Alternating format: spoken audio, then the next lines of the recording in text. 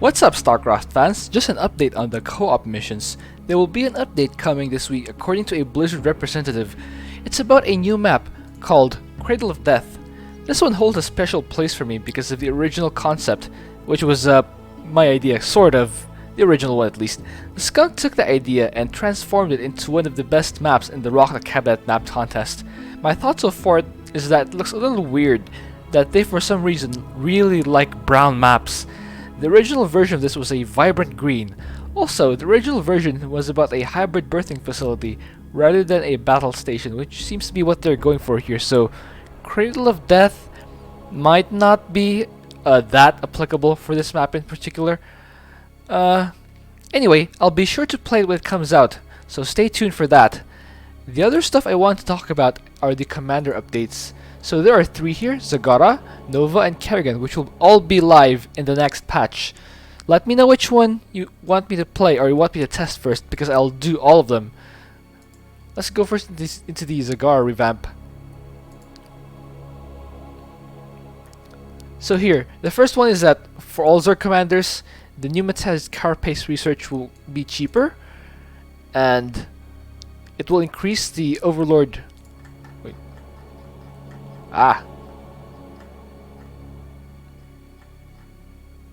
There we go. The Overlord movement speed will increase up to 3.38, so that means they'll be moving a lot faster and accelerate faster. Also, they'll be able to carry 8 Banelings instead of the original 4. So it looks like the Blizzard really wants to buff drop play. I'm not sure if it'll be worth it, but I'll definitely try it out when it comes out. So Zagara, this is something that I've been complaining about for a while, and I'm glad they're finally doing it. Zagara's respawn time will be decreased from 120 to 60 seconds. Let's actually increase the font size so it's easier to see on the lower resolutions. Yeah, so the spawn time will be reduced to 60 seconds, which is the same as all the other commanders, so it'll be a lot better now when you lose Zagara, although still bad since a whole minute is a lot to lose. Medusa damage, this is a minor buff. I don't really expect to notice that much. Mass Frenzy will be changed from Sustained Frenzy to Intensified Frenzy. The change here is that instead of the frenzy lasting longer, it'll be shorter but better, because the effect will be more drastic, so you'll be able to feel it even more if you're Zagara. Infested movement or infested drop will have the roaches increase movement speed to 3. That's fine. I don't really expect it to change that much. Zerg ground attacks will now affect queens, hunter kills, and roaches. That's nice. Banelings now receive +4 damage with each ground. That's nice. They'll do more damage to structures this time, in case you want to use them versus the buildings. So that's good. Scourge now receive +11 damage for each. Ooh, +11 is pretty massive, up from +5. It's pretty massive. I'll try to. Well, I'll definitely use more Scourge because that's how Zagara plays. Zagara's level 1 talent will reduce the supply of queens down from 2 to 1. I like the change, but I'm not sure it's going to be that impactful since I myself never use queens. It's almost always better for me to just use extra hatcheries in the middle of the map, but that's just me. I could try it though, if you want to. Zergling. The evasion will increase from 15% to 45%. I think this one is pretty good, but I wish it applied more than just the Zerglings. I wish it applied to all units, because my playstyle lately is to change almost all the Zerglings into Banelings, so I guess if I want to go for a more sustainable army, I'll go for this one, since they'll effectively double in effective health, because they'll be able to dodge about half the attacks. So that's good. Aberration. This one's pretty good.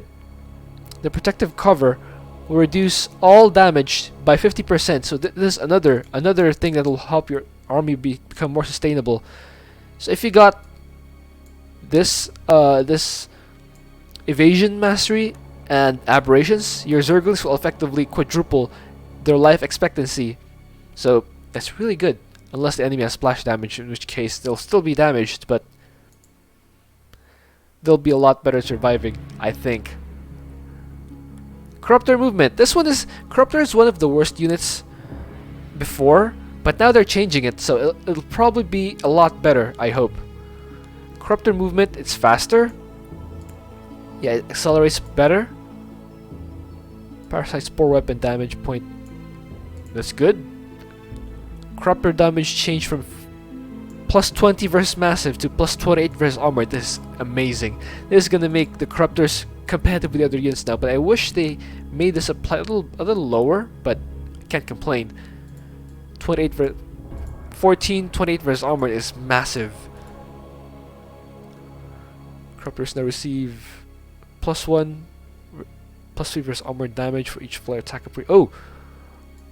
Also, each attack upgrade is going to increase their damage by 3. So the fully upgraded Corruptor will have about 37 damage. That's pretty massive. They'll be quite effective for big air waves or big air-based waves. But I'm not sure. I'll probably need to use the Corruptors. They'll also now incubate Banelings, so that's good. Yeah, looks like there might not be a downside to making Corruptors, since they'll spawn the Scourge anyway. Except maybe the Corruptors are a bit more expensive, but we'll see. We'll see. Bio Launcher. This one's the one I wanted to test. So now they've reworked it so that instead of being manually controlled, you'll be able to target a Bio Launcher onto a specific area. The Bio Launcher will continue to attack that area, but you'll no longer need to control it. This thing is pretty interesting, because if you know where the enemy spawns, you can target the Bio Launchers onto that area, and the Bio Launchers will fire repeatedly. But if they manage to move out of that area, then you might need to change where the Bio Launcher will fire.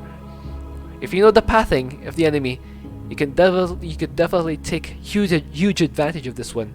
So that these are the Zagara changes. I feel that they're most impactful. So my plan right now is to play Zagara when the new when the new update comes out. But if you want, I can go for Nova first or Kerrigan first. Let me know in the comment section. For Nova, the changes are Hellbat Ranger. They've increased the health. You can see to 550. HP increased to... Wait. Oh, Hellion. This is Hellion. Increased to 300. That's fine, but I'll still make Hellbats. Hellbats are still tankier. Jump Jet Assault stun duration. I didn't know they had a stun. This will be interesting. 2 seconds of stun? They might be the new Centurions. Nova's version of the Centurions, at least. Marauder Commando, mag rail munitions. Oh, this is nice. They essentially double it. 90 damage is pretty huge. I can use them even more. Banshee. Cooldown. I think they're going to change this one, so I'm not going to read it for now.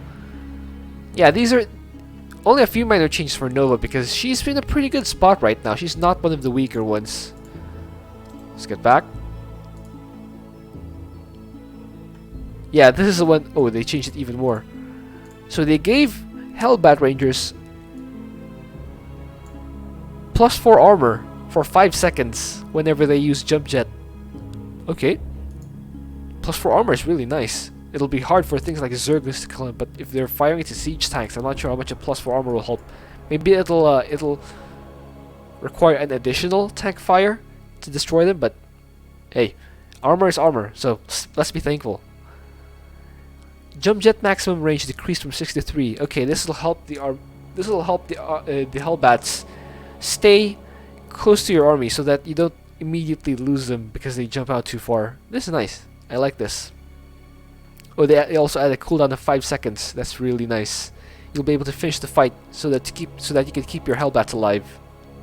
Really like that. Here's another one. They reworked the Covert Banshee. They'll decrease the gas cost so that they'll be better for they'll be better to mass with Marines and Spider Mines, I guess. And the airstrikes. Rocket barrage damage decreased by half, but the cooldown is decreased by 4 times. So effectively, it'll be twice as good, I think. Yeah, half the damage, but quadruple the usage. So Oh, increase the range to 1. Increase the range by 1. So it'll be better. They also changed Nova's mastery attacks or mastery